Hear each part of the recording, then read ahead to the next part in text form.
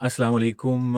UW podcast के साथ एक बार फिर आपकी खिदमत में हाजिर हैं और हम आपके लिए मुख्तलिफ पॉडकास्ट लेके आते हैं। रिसर्च के हवाले से हमारा जो तालीमी निज़ाम है उस पे हम बात करते हैं। इसके अलावा जो सोशल इश्यूज़ है उस पे बात करते हैं, कम्युनिटी सर्विसेज। आज हमारे साथ स्टूडियो में मौजूद है प्रोफेसर डॉक्टर सादिया मंजूर साहिबा, जो कि फ़िज़िक्स के प्रोफेसर है कॉन्सर्ट यूनिवर्सिटी इस्लामाबाद में। आज उनसे हम बात करेंगे तालीम के हवाले से। थैंक यू मैम, बहुत शुक्रिया कि थैंक आपने यू। टाइम दिया। मैम, सबसे पहले तो ये बताइएगा कि हम तो कहते हैं जी तालीमी निज़ाम, तालीम बेसिकली तालीम का मकसद क्या है?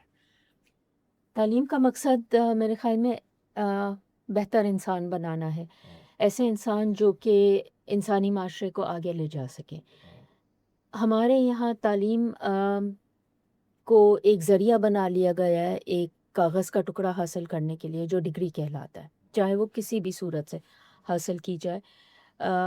जबकि तालीम आपको ना सिर्फ स्किल्स देती है बल्कि सही मानों में तालीम का मकसद ये है कि आपको ऐसी स्किल्स दे जो कि आपकी ज़िंदगी को, आपके करियर को आगे ले जाए, आपको ज़राए आमदनी के मौक़े हुँ, मैसर हों हुँ, उसके ज़रिए, हुँ, और आप एक बेहतर शहरी, एक बेहतर इंसान बने, not just locally but um, also a better global citizen. जी, तालीम का मकसद यही है। तालीम का मकसद ये। अच्छा मैम, आते हैं इस वक़्त हायर एजुकेशन, यूनिवर्सिटीज़ हैं और इसकी जो सूरत-ए-हाल है पाकिस्तान में, किस नज़र से देखती हैं आप? देखिए मुझे मेरे ख़्याल में कोई 20-25 साल हो गए हैं हायर एजुकेशन में, एंड मेरे ख़्याल में जो हायर एजुकेशन का तजुर्बा किया गया था डॉक्टर अता रहमान के ज़माने में, that has hmm, been a complete failure. जी, बिकॉज़ शायद इंटेंट ये थी कि टेन्योर ट्रैक सिस्टम से आप बेहतर लोगों को आगे लाएँगे, बिकॉज़ वो एक reward associated, performance associated reward system है। हुँ, ऐसा हुआ नहीं है। हुआ ये है कि एक तो बेतहाशा यूनिवर्सिटीज़ खुली हैं। हुँ, अब यूनिवर्सिटीज़ में स्टूडेंट्स नहीं हैं। इतनी ज़्यादा यूनिवर्सिटीज़ खोलने के बावजूद शायद ये बेहतर होता कि आप हर सूबे में 2-3 बड़े शहरों में एक अच्छी यूनिवर्सिटी बनाते और दूर-दराज़ के इलाकों के लिए, के स्टूडेंट्स के लिए वहाँ पे रिहायशी सहूलतें मुहैया करते और स्कॉलरशिप्स उनको देते ताकि वो उन जगहों पे आके पढ़ें। हुँ, अब यूनिवर्सिटीज़ का मकसद हो गया है कि उन्हें अपने सिस्टम को चलाना है, हुँ, असातिज़ा की तनख्वाहें देनी है, जो हुँ, कि यूनिवर्सिटीज़ का बजट का सबसे बड़ा हिस्सा असातिज़ा की तनख्वाहें हैं। जी, और उसी चीज़ को मेंटेन करना, that seems to have become the whole objective of this exercise um, of education. जी, पहली बात ये।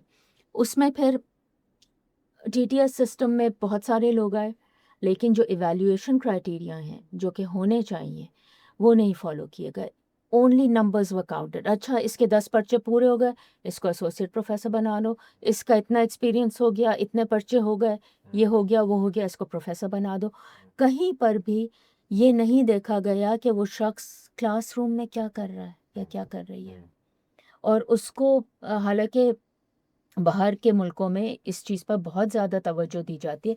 इवन स्टूडेंट से रिव्यूज़ लिए जाते हैं प्रमोशन से पहले। हुँ, कॉलीग से पूछा जाता हुँ, है कि ये हुँ, शख़्स कैसा है एज़ अ कॉलीग, इसकी हुँ, क्रिएटिविटी वग़ैरह। हुँ, तो everything just got reduced to a number game, और उसके नतीजे में ऐसे-ऐसे लोग प्रमोट हुए हैं। मैं आपको एक एग्ज़ाम्पल दूँ।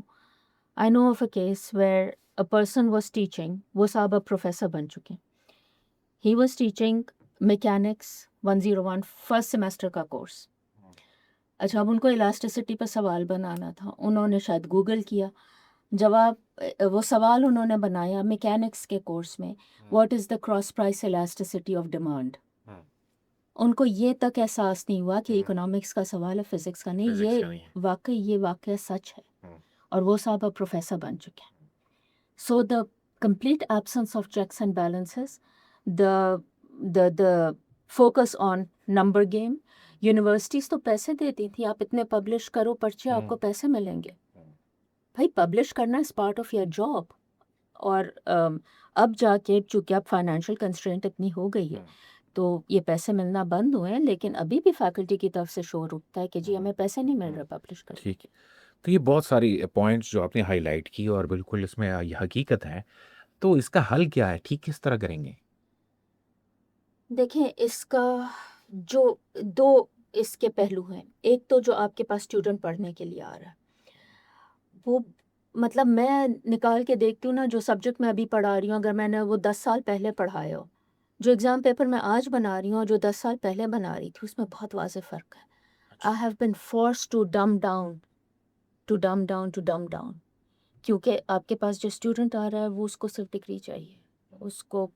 और हर क्लास में आपको 1, 2, 3 स्टूडेंट्स मिलते हैं जो वाक़ई पढ़ना चाहते हैं, लेकिन उनके साथ भी ज़्यादती हो रही होती है, क्योंकि आप उनको, उनके टैलेंट को आप चैलेंज नहीं कर सकते। तो एक तो जो आपके पास इनपुट रॉ मटेरियल आ रहा है, उसका तरीका ये है कि नीचे वाली जब तक तालीम ठीक नहीं होगी, आप एक कमज़ोर बुनियाद पे हायर एजुकेशन को कभी खड़ा नहीं कर सकते। आपकी हमारी बुनियाद इंतहाई कमज़ोर है। दूसरा ये कि जो फैकल्टी इंडक्शन प्रोसेस है और इवैल्यूएशन प्रोसेस है, वो बहुत ही फ्लॉड है। इट इज़ हर जगह नेपोटिज़्म चलता है।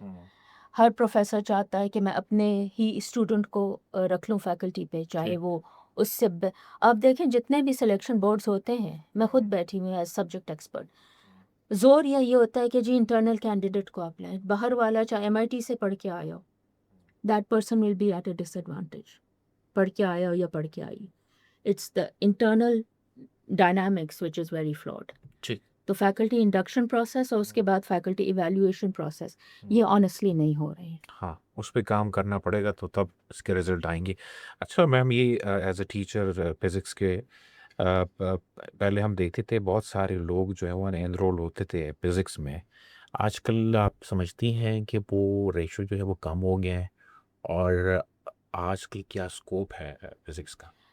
रेशो कम तो हुआ है, अभी आपकी डीन से बात हो रही थी, नेचुरल हुँ, साइंसेस की डीन से, तो वो भी हुँ, यही कह रही थी हुँ, कि ये कम हुआ है। हुँ, लेकिन फ़िज़िक्स में आपको स्टूडेंट्स जैसे कि तमाम नेचुरल साइंसेस से फ़िज़िक्स की बात नहीं है, हुँ, स्टूडेंट्स कम मिलते हैं। बाहर के मुल्कों में ऐसा होता है कि जो आपका टॉप का स्टूडेंट होता है, which is the cream of the crop, that hmm, student goes for the natural sciences.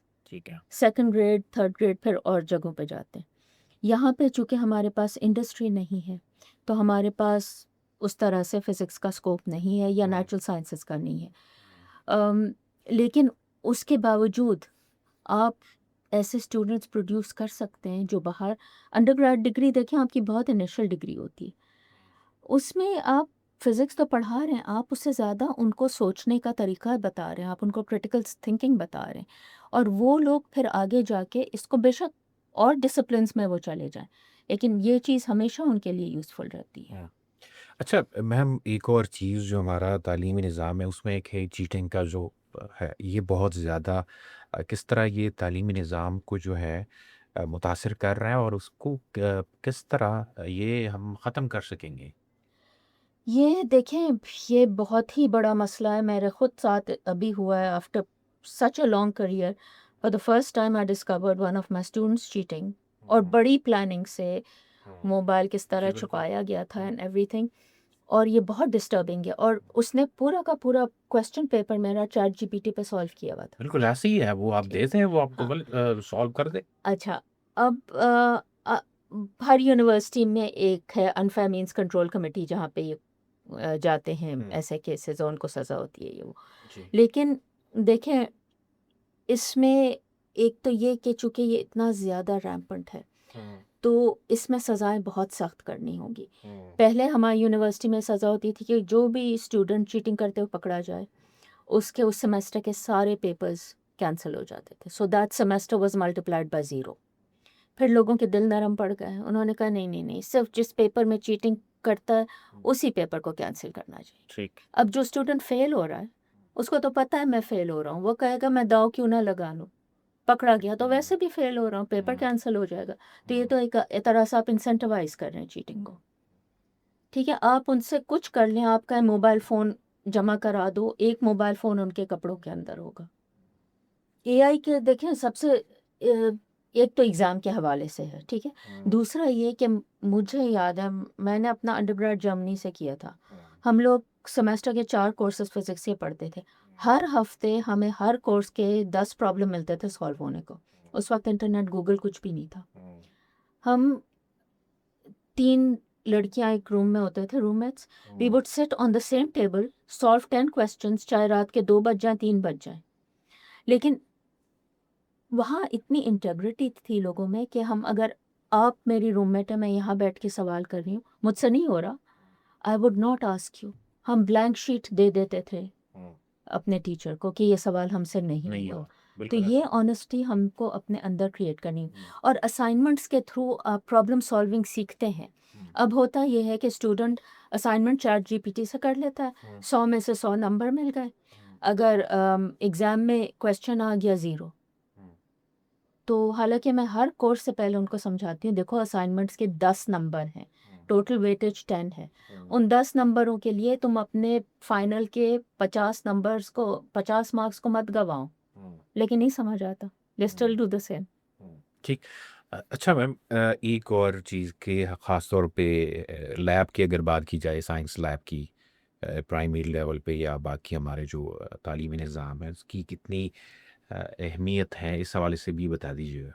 जी, इसमें मैं आपको बताऊँ, हमने इस्लामाबाद में द ब्लैक होल एक इदारा बनाया है, अच्छा।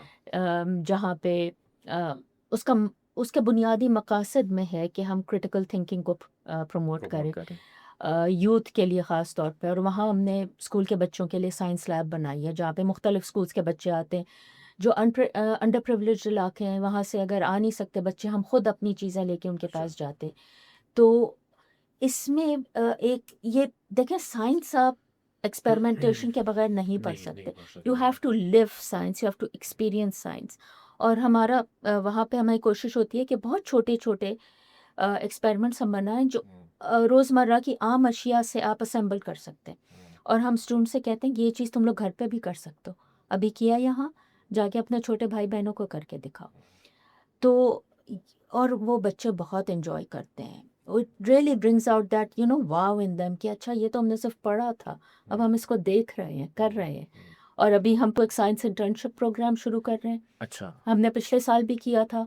तो उसमें हम स्टूडेंट्स को 8 हफ्ते का एक प्रोजेक्ट देते हैं। जी। वो प्रोजेक्ट कंसेप्चुलाइज करते हैं, उसकी थ्योरी वो पढ़ते हैं पूरी, उसको बिल्ड करते हैं और फिर उसको प्रेजेंट करते हैं। अच्छा, इसकी क्या एलिजिबिलिटी है, इस हवाले से थोड़ा सा बताइएगा। इसमें हम ये करते हैं कि एक रिटन टेस्ट होता है फिजिक्स का और मैथ्स का, which is MCQs mostly, but challenging problems. और एलिजिबिलिटीज़ की है कि आप O levels, A levels, matric या इंटर के। तो ये थोड़े बड़े बच्चों के लिए ठीक है। है। लेकिन छोटे बच्चों के लिए फिर हमारा जुलाई में समर कैंप होता है जी। और दिसंबर में विंटर कैंप होता है। उसमें फिर हम छोटे बच्चों को भी साइंस के प्रोजेक्ट्स कराते हैं। ठीक है, और कहाँ से ये बच्चे या स्टूडेंट्स जो है वो इसके लिए अप्लाई कर सकते हैं, पूरे पाकिस्तान से या कोई ख़ास? नहीं, कर तो पूरे पाकिस्तान से सकते हैं हमारे पास, बल्कि पिछले समर कैंप में हैदराबाद सिंध से बच्ची आई थी। तो अच्छा। अगर उनके पास यहाँ अकोमोडेशन अवेलेबल है या वो रह सकते हैं, तो उसमें कोई कमी वो नहीं है, कहीं से भी आए। ठीक है, और उसमें जो फीस वगैरह कोई इट्स ऑल इस फ्री, इट्स ऑल फ्री है? फ्री। ये तो बहुत बड़ी जी अपॉर्चुनिटी है, और जी मेरा ख्याल है इसको हमारे स्टूडेंट और हमारा जो प्लेटफॉर्म है इस ज़रिए भी ये मैसेज कन्वे हो समर जाएगा। कैंप के लिए हम बहुत नॉमिनल से चार्जेस लेता है, 3000 शायद लेते हैं फॉर 4 वीक्स, जो ओके, कि कोई ओके। भी नहीं हाँ, करता। बिल्कुल, बिल्कुल हाँ। ऐसी है, ऐसी है। और वो भी ज़्यादातर पैसे उन्हीं बच्चों के लिए लैब सप्लाइज वगैरह उनके प्रोजेक्ट्स के लिए ख़रीदने के लिए हम इस्तेमाल थैंक करते you ma'am, thank you so much कि आपने टाइम निकाला, हैं। और थैंक यू वो वेरी थैंक मच। यू।